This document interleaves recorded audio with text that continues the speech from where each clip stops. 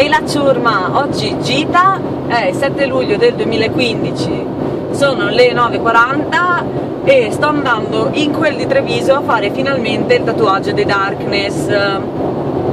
Sono in ritardissimo e non ho idea di come farò ad essere a Treviso per le 10, ma ci proviamo. Sto andando al Quarta Dimensione Studio, che è quello dove sto finendo di fare tutta la schiena, anche se non sarà Stefano Fabretti, che è appunto quello che mi sta facendo tutta la schiena, a farmi il tatuaggio dei Darkness, ma sarà la Elena. In realtà avrei dovuto aspettare di finire quello sulla schiena prima di fare quello dei Darkness, però siccome il 18 luglio suonano proprio i Darkness a Pistoia, ho pensato che fosse un'idea carina anticipare le cose e arrivare lì con il tatuaggio già fatto. Sarebbe stato figo fare un reportage di tutto il mio tatuaggio sulla schiena, però io sono entrata in quello studio che avevo 23 anni, ho fatto 3 compleanni da allora e quindi sarebbe stato un po' lungo come reportage, quindi penso che magari, siccome comunque manca poco, manca una massimo 2 sedute per finirlo, penso che per settembre sarà finito, magari faccio un video dell'ultima seduta e poi vi racconto un pochino della sua storia. Perché tatuaggio dei Darkness? Allora, la maggior parte delle persone, dei musicisti, ma anche solo degli appassionati di musica, diventa tale perché magari cresce in una famiglia dove c'è già un'infarinatura musicale, no? Tanti bambini, tante persone che sono appassionate di musica hanno iniziato magari con i genitori appassionati di musica che gli facevano ascoltare la musica che piaceva loro, o magari perché ascoltavano quello che ascoltava anche il fratello maggiore, oppure tanti musicisti hanno cominciato perché sono stati proprio i genitori a spingerlo a studiare magari chitarra o pianoforte quando erano molto piccoli, e poi crescendo insomma si sono fermati e sono diventati dei grandi musicisti. Con me questo non è successo, ovvero io sono cresciuta in una famiglia in cui nessuno era appassionato di musica. Sì, magari qualcosina si ascoltava, ma molto superficialmente. Per dire, il primo impianto stereo serio sono stata io a spingerlo per comprarlo quando ero in quinta elementare, quindi avevo già 10 anni.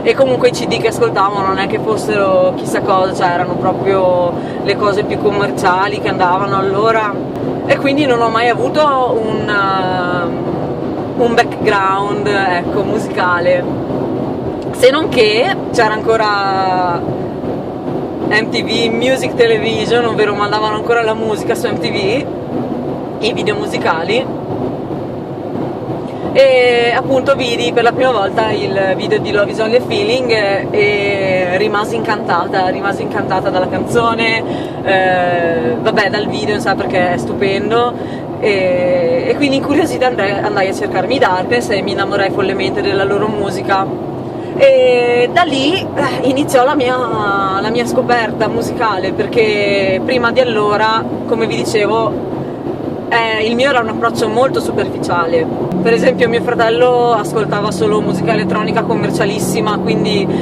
più di quello non è che conoscessi. Magari sì, il mio massimo del rock erano i Nickelback e Red Hot Chili Peppers, che per carità nulla a togliere, però appunto sono delle band molto, comunque in vista, molto commerciali, se vogliamo. E tra l'altro, cioè, i Red Hot Chili Peppers mi piacciono ancora un casino, quindi ecco, non generalizziamo. Però per dirvi, prima di scoprire i Darkness io non avevo neanche la più pallida idea di chi fossero i Queen, cioè sì, li avevo sentiti nominare, ma non avevo mai approfondito la loro conoscenza, e grazie a loro appunto iniziai ad ascoltare Queen, i Led Zeppelin, i Who, tutte queste band storiche, e proprio il mio rapporto con la musica si è proprio evoluto grazie a loro, perché ho iniziato il mio percorso di scoperta che mi ha portato ad essere insomma quello che sono oggi, quindi veramente li porto nel cuore i Darkness, e avevo proprio voglia, era da tantissimo tempo che volevo farmi questo tatuaggio in loro onore, e insomma spero di fare una cosa gradito anche per loro, insomma, spero che gli faccia piacere. Per me appunto sono stati importantissimi nel mio percorso musicale e sono felicissima di fargli questo omaggio e di portarmi insomma il loro logo sulla pelle per tutta la vita. Bene, adesso stacco perché ho poca memoria e ci vediamo nello studio.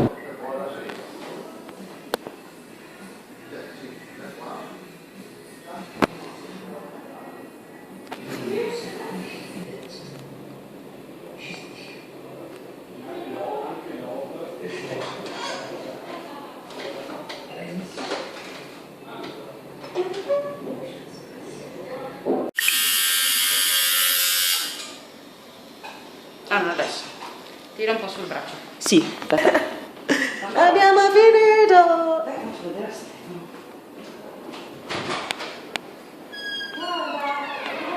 Non ho pianto, è solo che mi lacrima l'occhio.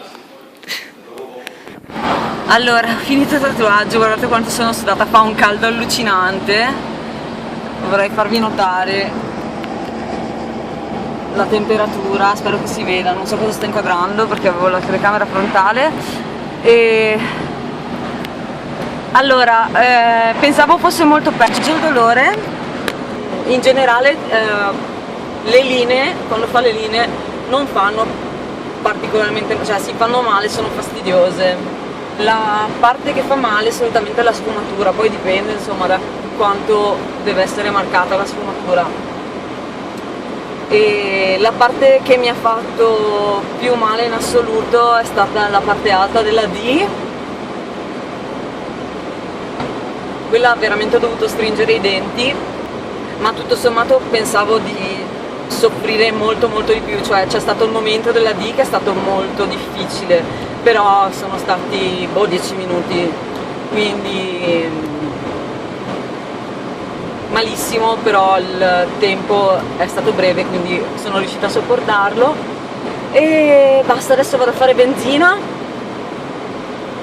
perché sono totalmente a secco e ho paura di rimanere a piedi. Grazie di aver guardato questo video, ci vediamo alla prossima, mi raccomando iscrivetevi, mettete mi piace, andate a vedere la mia pagina Facebook, andate a vedere anche quella del Quarta Dimensione, mi trovate anche su Instagram e su Ask e ci vediamo nel prossimo video, ciao!